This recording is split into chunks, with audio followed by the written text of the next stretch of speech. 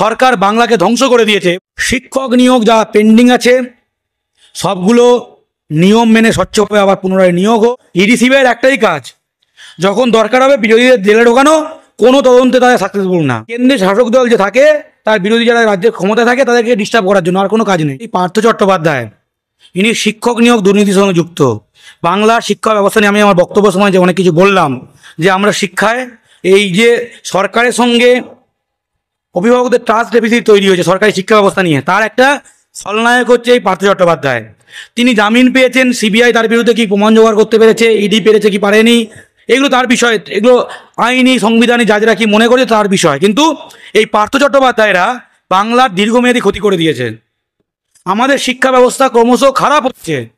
সরকারের অনেক কিছু ভালো দিক আছে, কিন্তু শিক্ষার দিক থেকে সরকার বাংলাকে ধ্বংস করে দিয়েছে। এবং শিক্ষা জাতির মেরুদণ্ড, আমাদের ছেলেমেয়েরা শিক্ষায় পিছিয়ে গেলে এ জাতির অপূরণীয় ক্ষতি। এই অপূরণীয় ক্ষতির একটা কারণ হচ্ছে এই পার্থ চট্টোপাধ্যায় এবং তার সাঙ্গপাঙ্গরা।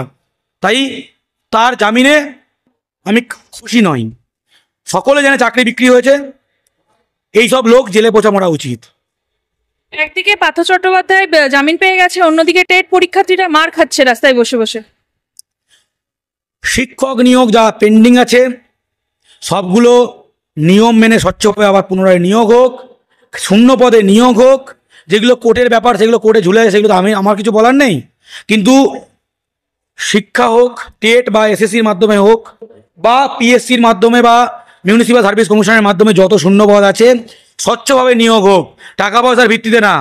সব জায়গায় বাংলা বাধ্যতামূলক করে, বাংলা বিষয়কে বাধ্যতামূলক করে মেধার ভিত্তিতে নিয়োগ হোক। ভূমিপুত্র চাকরি পাক, গ্রাম বাংলা সহ গোটা বাংলার মেধা চাকরি পাক, কাউকে যেন বঞ্চিত হতে না হয়, বাংলার মেধারা যাতে ক্ষতিগ্রস্ত না হয়।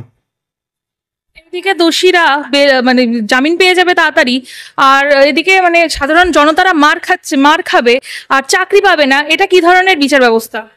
এটা বিচার ব্যবস্থা নয়, এটা ইডি আর সিবিআই এর দোষ। কারণ তারা প্রমাণ করতে পারেনি, তাদের ব্যর্থতা। এবং ইডি সিবিআই তো অপরাধ সকলে জানে। কারণ তারা ইডি সিবিআইয়ের একটাই কাজ, যখন দরকার হবে বিরোধীদের জেলে ঢোকানো, কোনো তদন্তে তারা সাকসেসফুল না। ইডি এবং সিবিআই সাকসেস রেট অত্যন্ত খারাপ।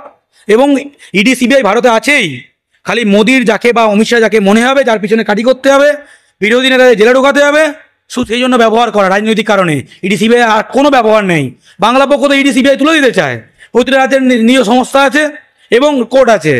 ইডি সিবিআই শুধুমাত্র বিরোধী কেন্দ্রের শাসক দল যে থাকে তার বিরোধী যারা রাজ্যের ক্ষমতায় থাকে তাদেরকে ডিস্টার্ব করার জন্য, আর কোনো কাজ নেই।